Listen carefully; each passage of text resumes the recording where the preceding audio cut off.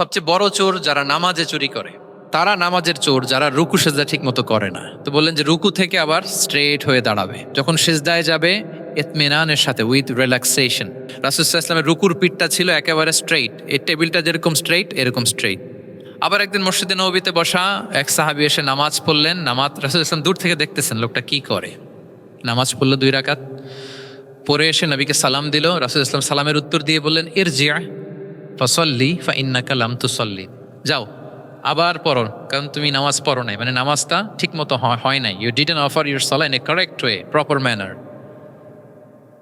সাহাবী যে আবার 2 রাকাত পরে আসলেন, রাসূল ইসলাম একই কথা বললেন, ইরজি' সল্লি ফাইন্নাকা লাম তুসাল্লি, হয়নি নামাজ, আবার পড়ো। আবার পরে আসলেন, আবারও একই কথা। এখন 3 বার পড়ার পরও যখন হয় না, বেচারা ভাবলেন আবার যে বললে তো একই হবে, আমি তো এটাই জানি। তিনি বললেন, মা উহসিনু গায়রাহ, ইয়া রাসূল এর চেয়ে ভালো আমি আর পারি না, ফাআল্লিমনি ইয়া রাসূলুল্লাহ, হে নবী আমাকে একটু শিখিয়ে দেন কিভাবে পড়বো।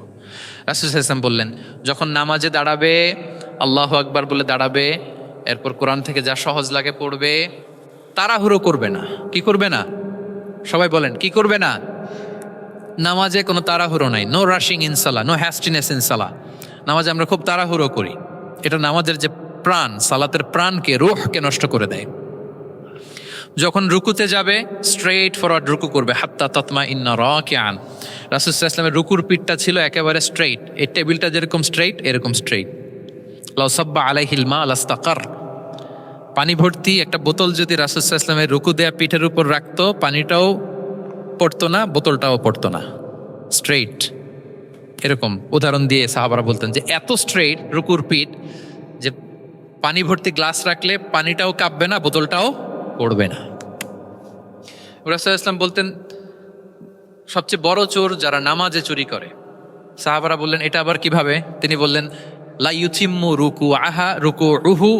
রুকুআহু ওয়া সুজুদাহ, তারা নামাজের চোর যারা রুকু সেজদা ঠিক মতো করে না। তো বললেন যে রুকু থেকে আবার স্ট্রেট হয়ে দাঁড়াবে, যখন সিজদায় যাবে ইতমিনানের সাথে, উইথ রিল্যাক্সেশন। নামাজের মধ্যে কি থাকবে?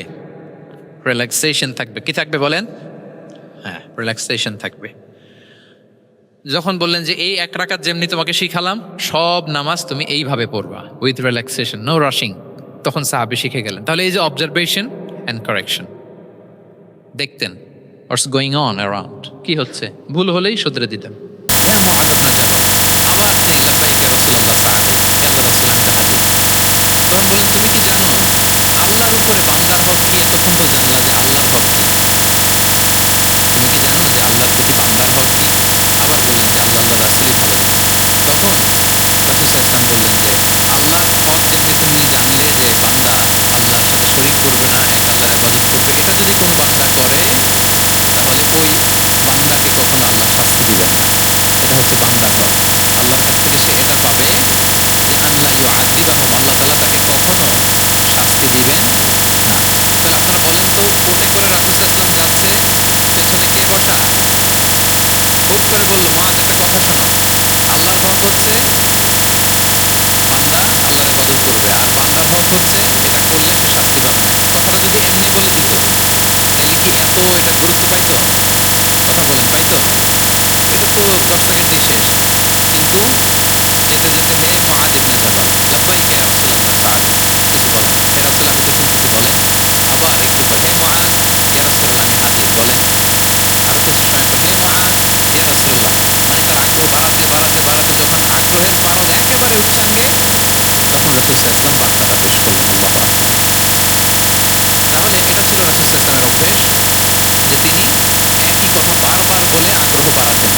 3 বার তিনি বলেছেন, 3 বার ডাক দিয়েছেন, হে মুআয ইবনে জাবাল। তাহলে রিপিটিশন, এটা একটা অভ্যেস ছিল রাসূল সাল্লাল্লাহু আলাইহি ওয়াসাল্লাম, পাল্টানের একটা পদ্ধতি।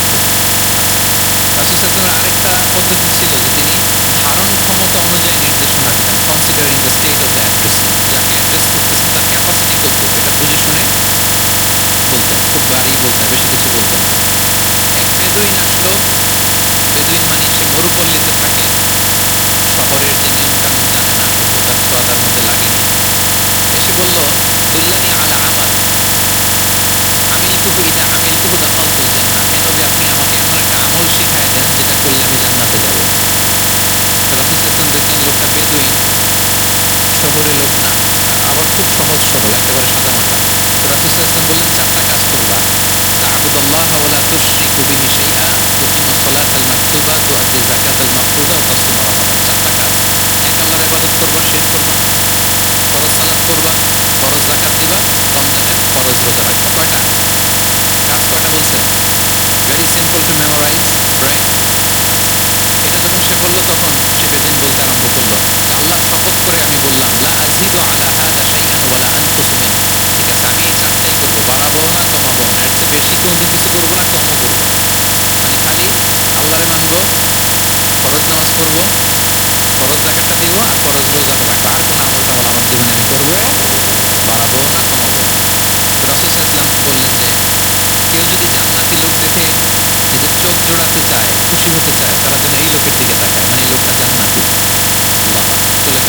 কিন্তু তার কাছে কিন্তু আমলের বিশাল ফিরিস্তি নিয়ে রাসূল সাল্লাল্লাহু আলাইহি ওয়াসাল্লাম হাজির হয় নাই, কারণ তার ক্যাপাসিটি দেখতে হবে, তার সক্ষমতা, সে কতদূর নিতে পারবে। রাসূল সাল্লাল্লাহু আলাইহি ওয়াসাল্লাম অবজার্ভ করে দেখলেন যে বেদুইন মানুষ, তার বেশি কিছু বললে কাজে দিবে না। অল্প একটু বলছে, ওইটা মেনেই সে কি হয়ে গেছে?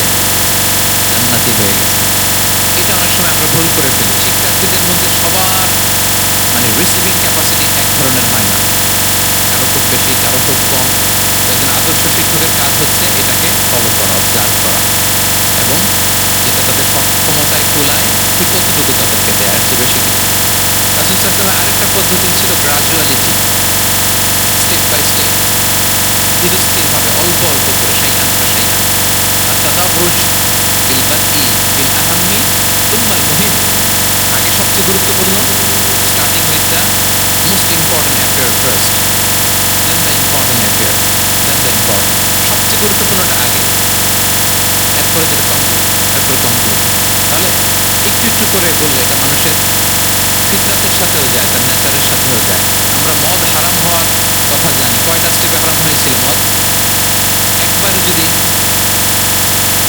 বলা হতো বন্ধ করা সহজ হতো সাহাবাদের জন্য? হতো না। অনেকে আছে দেখবেন যে চেইন স্মোকার, চেইন স্মোকার বুঝতে পেরেছেন তো? মানে অনেক সিগারেট খায়, লেটস সে দিনে 10 থেকে 15টা খায়। তো যে চেইন স্মোকার, আপনি যদি বলেন যে এটা হারাম, আজকেই তোমার বাদ দিতে হবে, হারাম, এটা খেতে পারবো না, পারবে? হুম? ও দুনিয়ার সব বাদ দিতে পারবে, সিগারেট বাদ দিতে পারবে না। তো তারে কি করতে হবে? ফ্লেক্সিবিলিটি দিতে হবে যে আস্তে আস্তে ছাড়েন। 10টা করে খান তো, চালাইতে থাকেন। তার মানে চালাইতে থাকেন মানে আজকে 10টা খাইছেন, কালকে 9টা করে খান, চালাইতে থাকেন, একসাথে সব বন্ধ করার দরকার নেই। তারপরের সপ্তাহে 8টা করে খান, এরপরের সপ্তাহে 5টা করে খান। অল্প অল্প করে অবশ্যই সে কমাতে পারবে। এরপরের সপ্তাহে 2টা খান, এরপরের সপ্তাহে, বন্ধ করেন না, চালাতে থাকেন।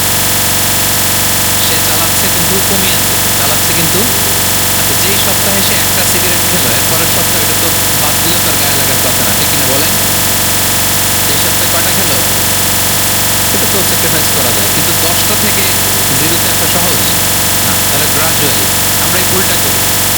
অনেকের নতুন করে আল্লাহ তাআলা রিয়েলাইজেশন দিয়েছেন, নতুন দিনে আসছে, দিনে ফিরছে, মানে প্র্যাকটিসিং হতে চায়। এখন এখন আপনি তারে পাইয়া এমন নিয়ম কানুন দেখাচ্ছেন, তারা তো বলে আগে যা ছিলাম ওইটাই ভালো ছিলাম। এরকম হয় না অনেক সময়? ধরেন যে কোনো একজন নারী, সে হয়তো পর্দা মেনটেন করে না, একটু হিপ হপ স্টাইলে চলাফেরা করে।